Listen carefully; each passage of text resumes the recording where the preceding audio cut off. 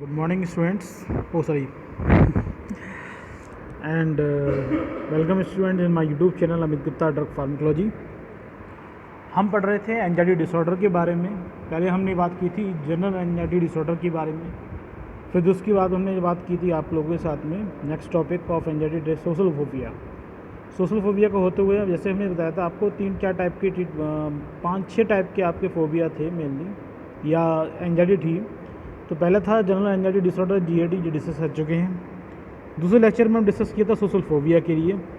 आज हम डिस्कस करेंगे पैनिक डिसऑर्डर के लिए। ठीक है, 1 बाय 1 डिस्कस करते हैं चीज़ों के लिए, तो आज अच्छी से आप समझ पाएंगे।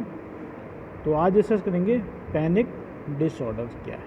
ठीक है, तो पैनिक डिसऑर्डर्स या पैनिक हो जाना नाम सुना होगा आपने, तो होता क्या है इसको देखें। Panic disorder is a debilitating anxiety disorder that is very different from GAD मतलब जनरल एंजाइटी डिसऑर्डर से बहुत ज़्यादा डिफरेंट है। और डेबिलिटेटिंग का मतलब क्या है, ख़तरनाक है। इस कंडीशन में हॉस्पिटलाइज होना पड़ता है जिसको पैनिक डिसऑर्डर हो। Panic disorder is not about the panicking. Panic disorder का मतलब ये नहीं है कि बहुत ज़्यादा पैनिक हो जाना, वो कंडीशन पैनिक डिसऑर्डर नहीं है। It is not about the getting very worried about why you might lose your job. A line is about the attack you in the jungle. That type panic is normal.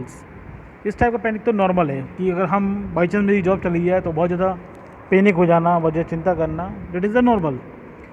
अगर कोई मैं जंगल में जा रहा हूँ और मेरे पे कोई जॉइन अटैक कर दे, that is the normal panic. ये इस टाइप की जो पैनिक कंडीशन है वो नॉर्मल पैनिक है। लेकिन panic disorder is when you're experience severe feeling of doom. Panic disorder क्या है, जब आप या पेशेंट कोई ऐसी फील करे कि उसका सब कुछ ख़त्म हो चुका है, सब कुछ ख़त्म, एवरीथिंग इज डिस्ट्रॉय, लाइफ में कुछ नहीं बचा है। और डरना, अगर मैं किसी से मिलूँगा तो ख़त्म हो जाएगा, मैं बाहर निकलूँगा तो ख़त्म हो जाएगा।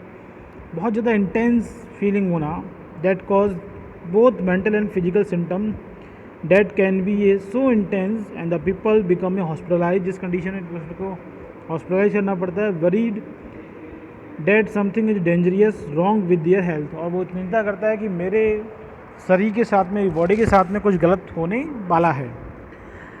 Panic disorder is characterise by 2 things, एक होता है पैनिक अटैक, दूसरा fear of getting panic attack. Panic attack are intense physical and mental sensation that can triggered by the stress. Panic attack क्या है, वो फिजिकल और मेंटल सेंसेशन है जो कि बहुत ज़्यादा स्ट्रेस होने पर, एंजाइटी होने पर या कुछ और भी कारण हो सकता है जिसकी वजह से ये ट्रिगर हो पाते हैं। They often involve the mental distress but are most well known by physical symptom include. क्या क्या सिम्टम हो सकते हैं, देखिए सिम्टम्स के लिए मेंटल स्ट्रेस के अलावा और क्या सिम्टम्स होंगे पैनिक अटैक के, पैनिक डिसऑर्डर की कंडीशन में।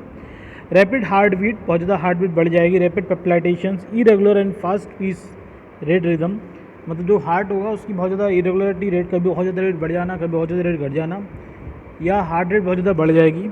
एक्सेसिव स्वेटिंग एंड और हॉट एंड कोल्ड फ्लैशिंग, बहुत ज़्यादा पसीना आना, साथ में जो आपकी फेस है, फेस में तुम ठंडा महसूस करना या बहुत ज़्यादा गर्म महसूस करना। टिंगलिंग सेंसेशंस, नमनेस, मतलब कुछ नमनेस मतलब क्या है, सेंसेशन लॉस हो जाना। वीकनेस इन द बॉडी के अंदर बहुत ज़्यादा वीकनेस आ जाना। इसके अलावा डीपर्सनलाइजेशंस, मतलब feeling like your outside your home. Depersonalisation मतलब हमेशा ऐसा लगना कि मैं अपने आप से बाहर हूँ, मैं शरीर से बाहर हूँ। Feeling like your outside your self, अपने आप से बाहर हैं, अपने आपा से बाहर, अपने आप को संभाल नहीं पाना, डीपर्सनलाइजेशन। ट्रबलिंग ब्रीथिंग और feeling as thought have had deep breathing, और ट्रबलिंग ब्रीथिंग, सांस लेने में दिक्कत होना, मतलब वो डीप ब्रीथिंग नहीं करेगा, बहुत ज़्यादा छोटी छोटी सांसें होंगी या बहुत सांस एकदम लंबी ली फिर छोटी ली, फिर छोटी लंबी ली छोटी ली, इस तरह की ट्रबलिंग होती है, मतलब उतार चढ़ाव होते हैं। इसके अलावा लाइट हेडेक या डिजनेस जैसी कंडीशन होगी, चेस्ट पेन और स्टमक पेन होते हैं, और लास्ट से डाइजेस्टिव प्रॉब्लम और डिस्कम्फर्ट जैसी प्रॉब्लम ऑब्जर्व होती हैं ड्यूरिंग द पैनिक डिसऑर्डर्स। इसके अलावा और क्या सिम्टम हो सकते हैं, shortness of breathing, hyper ventilation बताया, हार्ट पैपिलाइटेशन, रेसिंग हार्ट मतलब बहुत ज़्यादा हार्ट बढ़ जाना, चेस्ट पेन, डिस्कम्फर्ट, टम्बलिंग और शेकिंग मैंने बताया आपको, चोकिंग फीलिंग होना, लगता है ऐसे कुछ सांस लेने में बहुत ज़्यादा दिक्कत होना, feeling unreal and detach from your surrounding, अपने और चारों तरफ जो चीज़ है वो फीक लगना, अनरियल लगना, स्वेटिंग बहुत ज़्यादा हो जाना, nausea and upset for stomach, feeling dizzy and light headache and faint, numbness and tightness feeling, numbness मतलब सेंसेशन पूरी तरह लॉस हो जाती हैं, क्या लगता है सेंसेशन हमारी है ही नहीं, hot and cold flush and fear of dying, losing control and going crazy. ठीक है, ट्रीटमेंट की बात करें तो ट्रीटमेंट मेनली क्या है, कंजक्टिव बिहेवियर थेरेपी होती है। बिहेवियर थेरेपी मतलब आप बिहेवियर में अगर थोड़ा सा चेंज किया जाए तो उसकी पैनिक अटैक की जो डिसऑर्डर्स हैं, पैनिक अटैक जो सिम्टम्स है वो कम हो सकते हैं।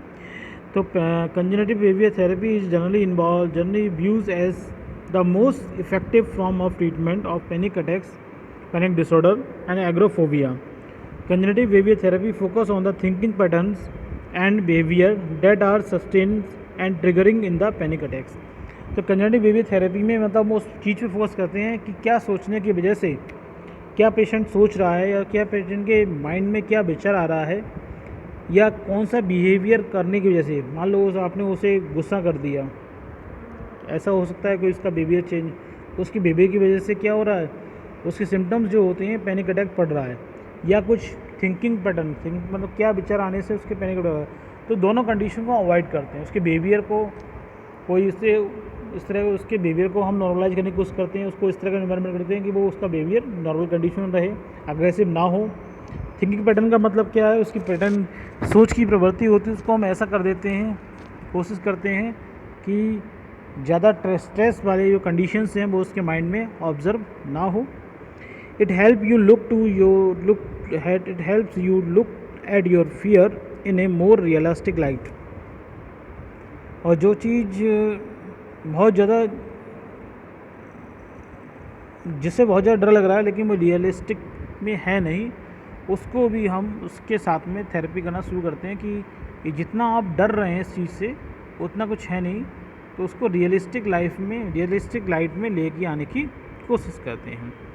इसके अलावा एक्सपोजर थेरेपी भी करते हैं, जैसे हमने बताया था फोबिया के अंदर, सोशल फोबिया में, यहाँ भी एक्सपोजर थेरेपी चलती है।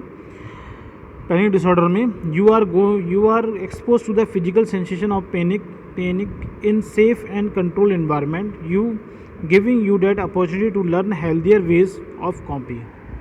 मतलब क्या है, इस कंडीशन में क्या करते हैं, उसे हम फिजिकल सेंसेशन ऑफ पैनिक, उसे उस कंडीशन से अवगत कराते हैं। जैसे मान लीजिए कोई कुछ लोग के अंदर पैनिक बहुत ज़्यादा हो जाते हैं जब वो ज़्यादा हाइट पे चल रहे हों, या बहुत ज़्यादा पैनिक तब हो जाते हैं जब उनको बहुत ज़्यादा खाना नहीं मिल रहा हो, या उनकी इनकम बहुत कम हो रही हो, या बहुत सी कंडीशन होती है जब पैनिक कंडीशन बन जाती है। तो हम उसी जो इन्वायरमेंट है, जो फिजिकल सेंसेशन जब फील करा, उसमें हम बार बार ले जाते हैं उस पेशेंट को और उसको control, safe and control environment ले जाते हैं। मतलब ज़्यादा हाइट नहीं है, हाइट है लेकिन वो सेफ़ है, पानी में गिरा दी है लेकिन पानी इतना ज़्यादा गहरा नहीं है, पानी कम है, पानी में कूद दिए, पानी में उससे बहुत डर लगता है पानी से, मान लीजिए किसी को, तो पानी में उसे कूदा दिया लेकिन पानी की जो डेप्थ थी वो कम है, वो डूबेगा नहीं। लेकिन उस तरह की कंडीशन हम पैदा करते हैं कंट्रोल कंडीशन में, जिससे क्या होता है वो अपने आप को healthy, giving you opportunity to learn healthier ways to coping, जिससे कि वो अपने आप को समझने की कोशिश करता है कि जिससे मैं डर रहा था, तो माइंड में मेरे इस तरह की डरा था, ये हेल्दियर वेज थे, तो उनको वो अडॉप्ट करता है। You make be asked to hyperventilate, shaking your hand from side to side and hold your breath. साथ में यूँ किया जाता है कि आप लंबी सांस लीजिए, लंबी सांस छोड़िए, हाथों को अपने रगड़िए। इस तरीके से भी क्या होता है कि जो सेंसेशन ऑफ एंजाइटी होती है वो कम होती है। This different exercise cause sensation similar to the symptom of panics. This different exercise cause sensation similar to the symptoms of panic.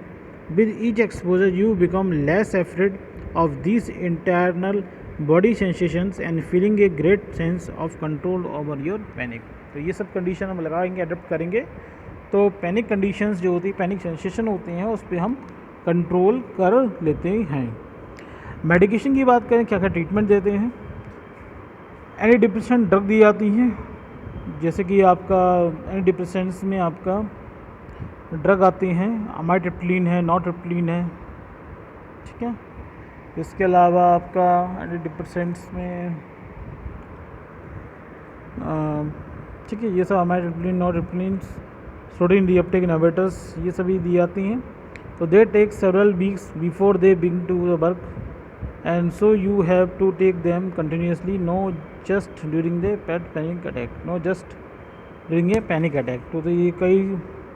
तो ये एंटी डिप्रेशन थेरेपी चलती है। साथ में बेंजोडाइजिपिन्स भी दिए जाते हैं। These are the anti anxiety drugs that can act very quickly, usually within 30 minutes and hour, and taking with during a panic attacks provide a rapid relief of the symptoms, and however the benzodiazepines are highly addictive and have serious withdrawal symptoms, so they should be used as cautions, ठीक है।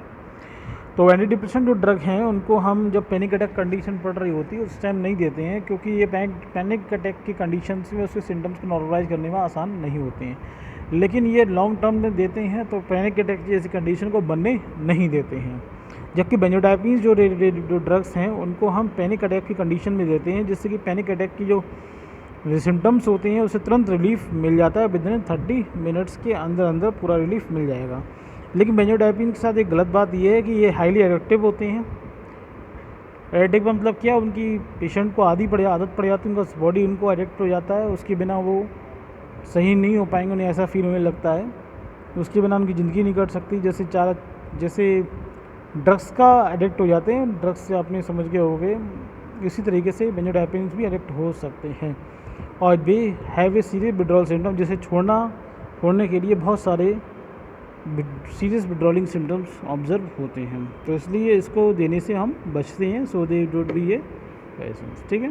तो ये medication treatment हो गया आपका किसका, panic disorder का। तो अब नेक्स्ट लेक्चर में हम डिस्कस करेंगे आपके साथ में क्या, एग्रोफोबिया, ठीक है। तो एग्रोफोबिया देखेंगे और उसका ट्रीटमेंट्स, ठीक है। तो नेक्स्ट लेक्चर में मिलते हैं एग्रोफोबिया के साथ में। आपको ये लेक्चर, आपको ये पैनिक डिसऑर्डर पसंद समझ में आया हो तो ज़रूर लाइक कीजिएगा। कोई क्वेश्चन हो कमेंट बॉक्स में ज़रूर पूछिएगा, और आपको लगता है कि ये वीडियो किसी को हेल्पफुल हो सकता है तो ज़रूर शेयर कीजिएगा। नेक्स्ट वीडियो में नेक्स्ट लेक्चर में मिलेंगे, तब तक के लिए थैंक यू।